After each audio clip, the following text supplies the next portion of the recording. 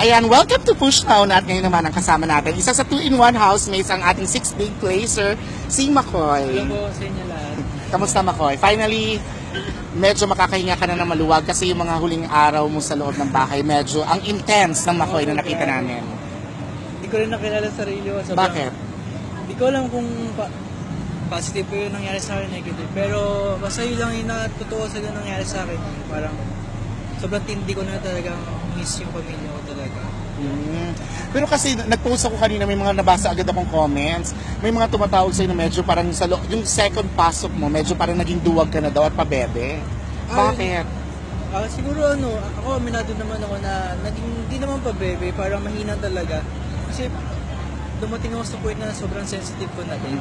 Kasi hindi ko akalain na sobrang tagal. Kaya tuwing nababanggit lang ko yung pamilya ko, lalo sa confession room, sobrang natutala talaga ako. Ayoko nga, parang nainis talaga ako sa sarili ko. Kaya pasensya sa inyo lahat.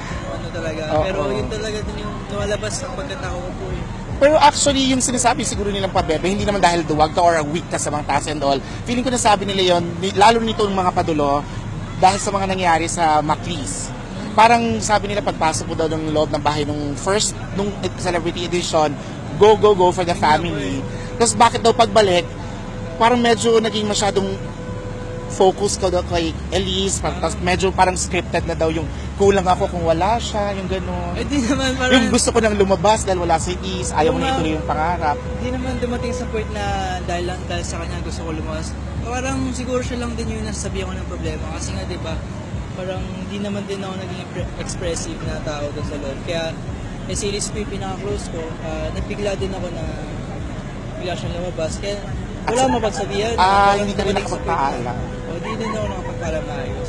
So it's more of nawala yung parang confident mo. So doon ka na ay wala yung kakausapin ko sino pa yung Yun lang. hindi dahil lumabas na siya, wala na akong silbi sa loob ng bahay. Hindi ko nagawa yung promise kasi sa akin naman, yung ngayon natutunan ko nung huling mga linggo, sabi sa akin ni Kuya na marami ka pang kasama dyan.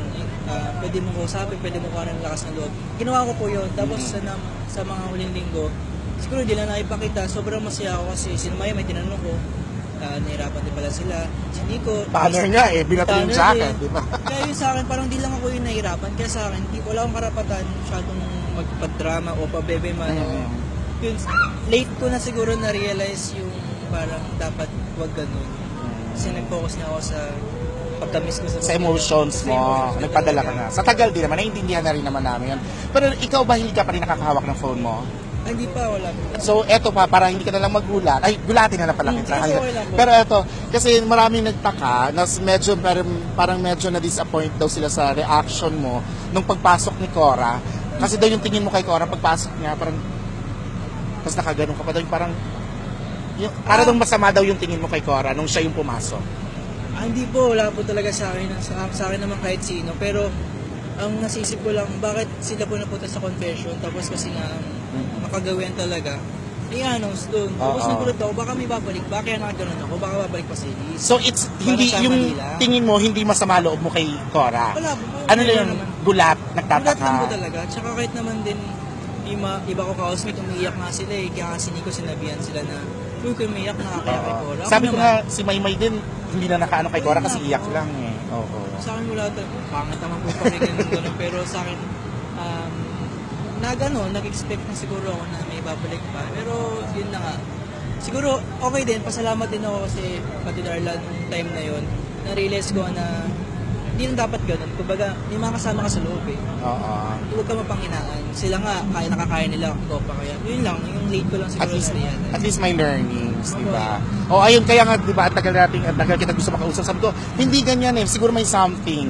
Tapos nung nakausap namin si Elise, sabi niya, si Makoy kasi, yan yung klase na pag masyadong matindi yung emotions niya, medyo naka-cloud yung judgment niya, yung mga decision niya. Kasi, halimbawa yung pag-lie detector, ba't di ka daw nag-lie detector? Ayun naman, parang sabi ni Nico, nag-usap na kami.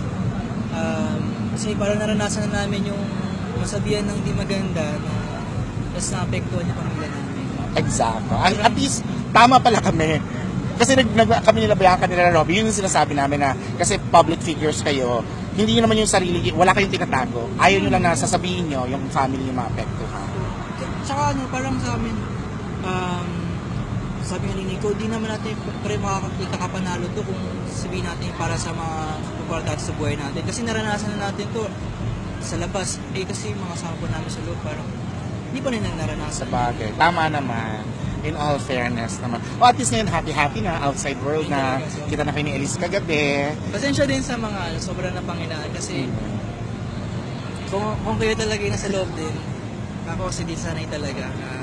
Siguro yun na talaga yung pagkatao ko. Pero learnings talaga, sobrang laking lesson talaga sa amin. So thank you sa inyo din. At yung sinasabi rin naman niya ni Robbie at ni Bianca every time mag-online kami, iba talaga sa loob. Siyempre ako hindi ako makarelate, hindi naman ako naging housemate eh. Charot. Pero nakita na kayo ni Elise, nakapag-usap na kayo, hindi pa? Na matagal, Sandali hindi pa? lang po, parang Hi, hello lang, gano'n. Kasi bawal pa po sila nung paglabas kasi may debriefing pa and all. Hindi pa sila pwede mag-interact kahit sa family. Yung sa stage lang. Doon hanggang doon pa lang. Pag-rated pa ako ni Daddy kasi naiyak na naman daw ako eh. Sabi ko, sorry Daddy kasi. Pero eto na, ang good news naman, Makoy, kahit naman sa lahat na nangyari to, ang Maclis, solid na solid na solid pa rin. At nakaabang lahat sa gagawin nyo. So, back to work na? Yun nga, parang, syempre, una-una, sabi ko nga si isang din, parang contribute. Sasandal muna ako sa pamilya ko, i-cherish ko muna yung moment ko sa pamilya ko. At kasi, sa lahat na nangyayari sa akin ngayon, sila talaga yung pwede kong makakasama panghabang buhay. Mapasama man, mapalungkot man, mapasaya man, sila yung makakasama ko. Kaya, sila rin talaga yung tatanggap sa akin kung ano man. Well, at least, lahat ng mga Maclis, kaming mga nagmamahal sa inyo ni Elise. Supportado Ayun naman naman namin po, kayo. sobrang- Alam mo naman yan. Thank you. O pero last. Alam mo bang may bago ng members ang hashtags? Opo. Kasi bago pumasok, may mga audition na daw ganun. So, excited ka na makilala sila. Kailan ang balik mo sa showtime? Kayo ni Nico? Rest muna daw po bukas eh, pero sa isang araw. Family muna. Pero pupunta na kami yung showtime din kasi na rehearsal na ganyan. Back to work. Ayan, thank you, Makoy. Thank you At least nakita natin, humingi siya ng dispensa sa lahat ng na-weirdan sa mga kinilos niya. Pero ayun, at least ngayon, alam na natin yung pinagdaanan niya. Salamat din po sa mga nanonood ng PBB tsaka sa lahat naman. ng sumuporta kaila sa mga nakasama po namin sa loob. Thank you po sa inyo. Thank you! Bye-bye po. See you ulit dito sa Push Now na.